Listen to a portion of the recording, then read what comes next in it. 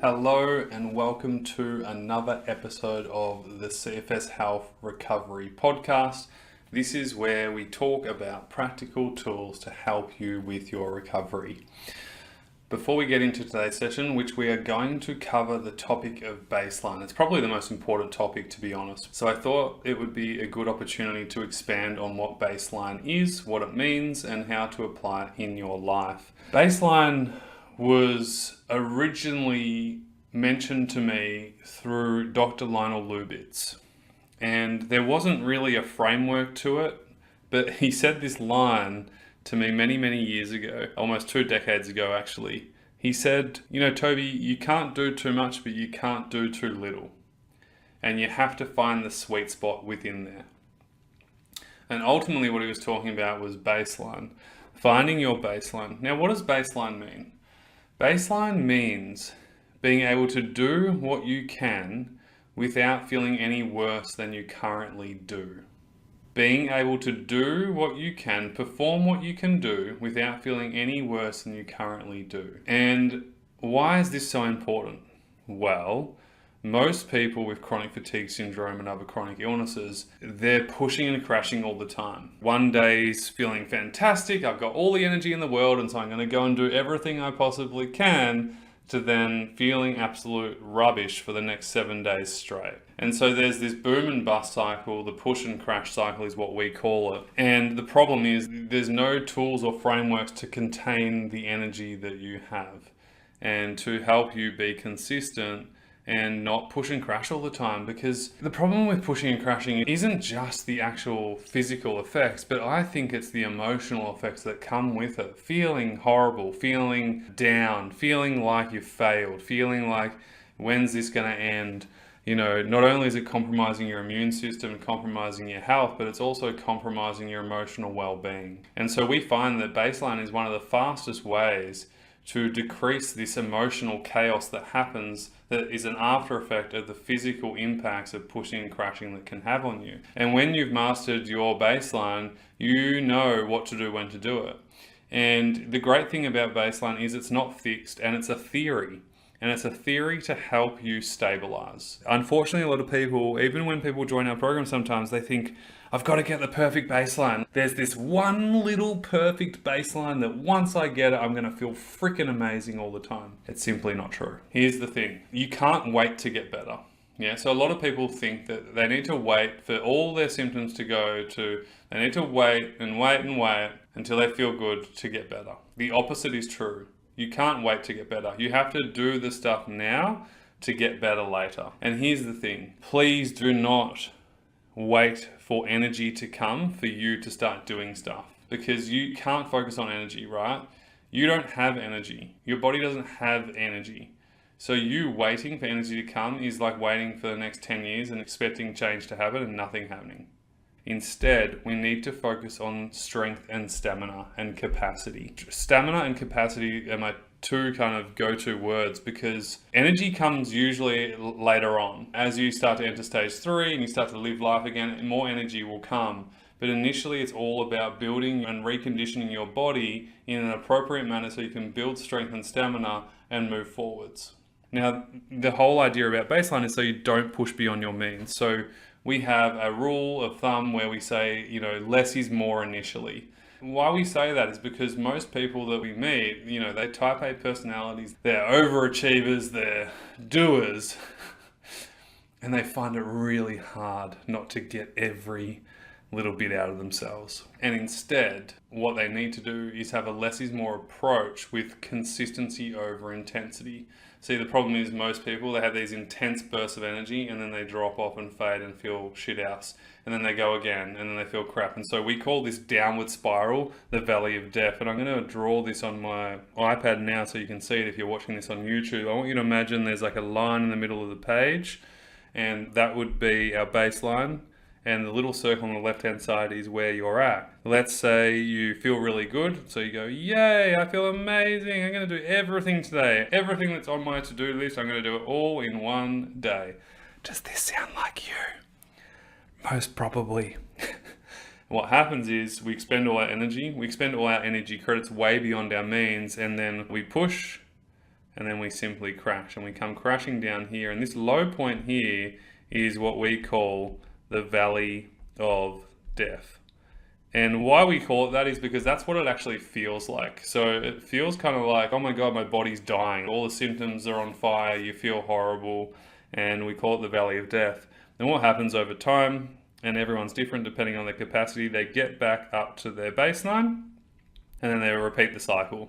So it's this constant up and down battle, which we don't really want. Instead, what we want to do is a baseline should look more like this. So let's say, by the way, if you're listening to this on podcast, you might want to go watch the video recording of this. But let's say we have a flat line again in the middle, and rather than having these huge ups and downs, what we want to do is actually initially maintain our baseline. And what that means is our health is maintaining. When your health is maintaining, it's meaning you're not getting a cold and flu every second week. You're not, having 1 step forwards, 4 steps back. You're kind of just, doing okay. You're finding some strings of consistency here. Now, once you've maintained your current baseline, you can progress a little bit. Then you maintain that new level. Then you go up again.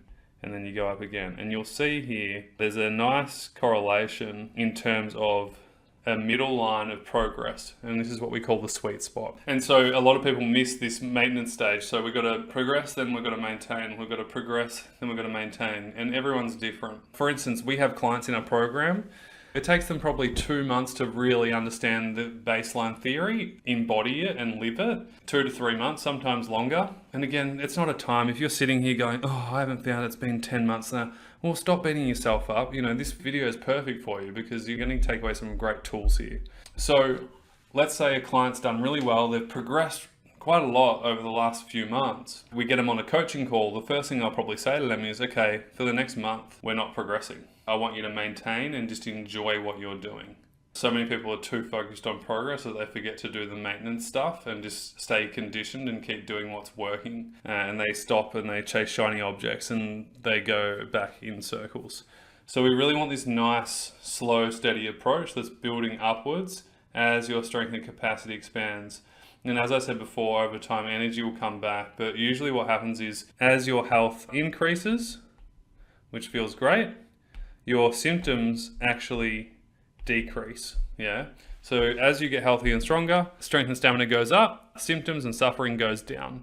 This is because your sleep's getting better, your digestive system's getting better, you're doing the right things appropriately, so your energy expenditure is really dialed in. And overall, it's breeding this feeling of health in your body. And so that's going to, again, improve your immune system, your health will maintain, and you can progress even further. So here's the thing though, what got you here won't get you there. And so this is where I see a lot of people get stuck with baseline. They think that they have to get this perfect baseline sorted. They think that they have to do less is more forever. And it's simply not true. As you enter into stage 2 of recovery, which is the tired and wired stage, you're going to have energy in your system that needs to be expended. It's just that you need to do the right amount. Most people either do too little or do too much.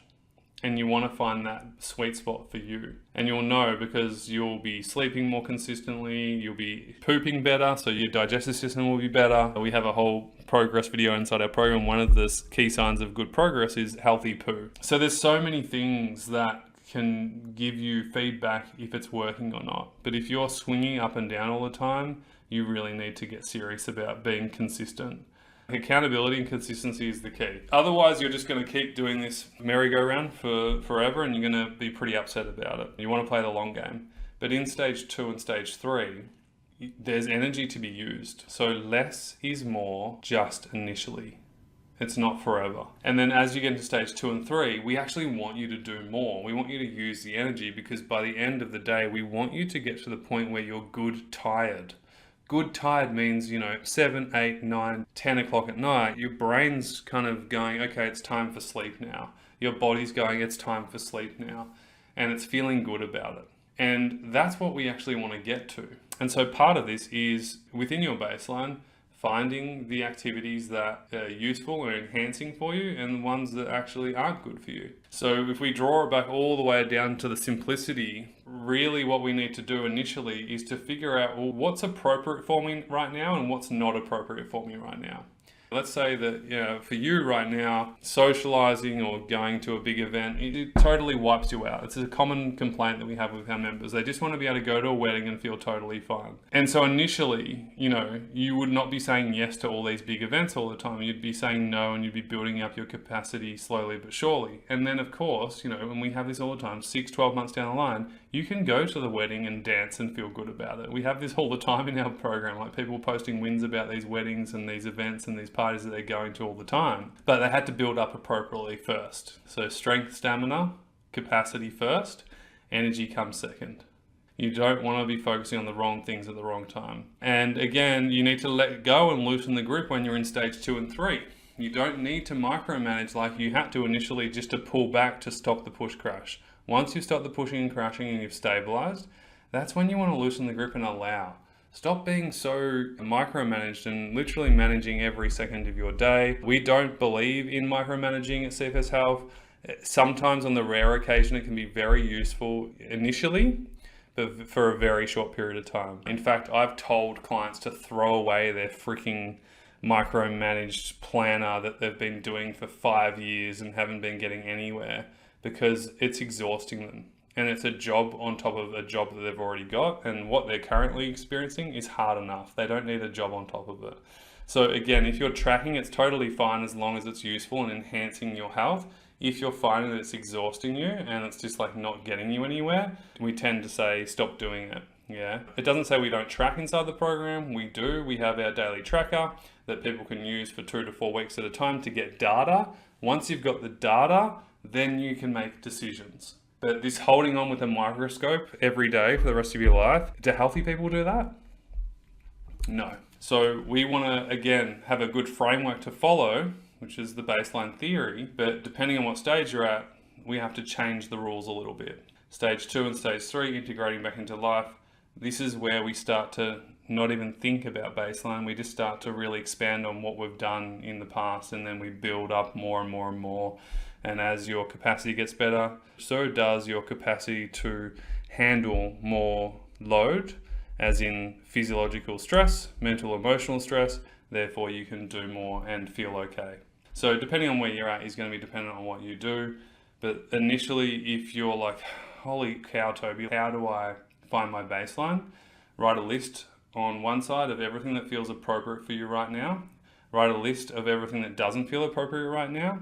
Write a list of things that add energy in. So for instance, in our program, we have a whole section of restorative breathing exercises that adds and restores energy back into you. So that would be one thing that you'd be adding into your daily routine every day.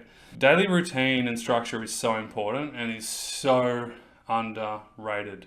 We have a set yourself up for success training on your daily routine. And really, it's going from what time you wake up to what time you go to bed, and then everything in between, including meal times, including downtime, including movement time.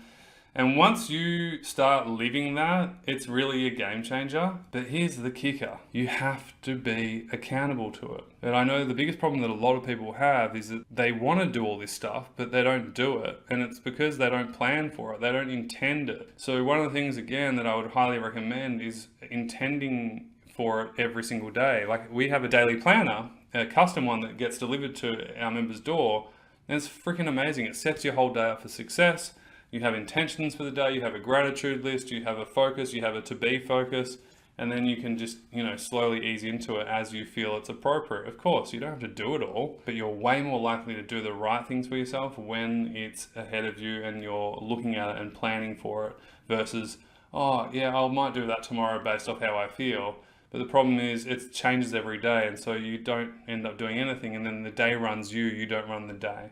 We have hours and hours of training on this stuff inside our program, so I can't cover it in a simple 1 episode podcast. But I've given you some really helpful theories and tips to follow along to start applying this in your life. And it's funny because even people who aren't in our program, like I see comments on YouTube all the time and in our free Facebook group, just from this advice, they've changed their life. They're like, oh my God, Toby, I've been following your free baseline training for the last 3 months and I've gone from this to that and I'm feeling so much better. So this stuff works. You've just got to do it. I will leave you with this. Less is more initially, not forever. Less is more initially, not forever. Remember, as your strength and capacity goes up, health goes up, symptoms decrease. Stop focusing on symptoms, stop focusing on waiting to feel good to do something. You need to do what's appropriate for you right now. Be consistent with that and then build over time. And remember, we want to maintain, progress. Maintain, progress. And honestly, it's a game changer. We've got a quote card deck inside our program.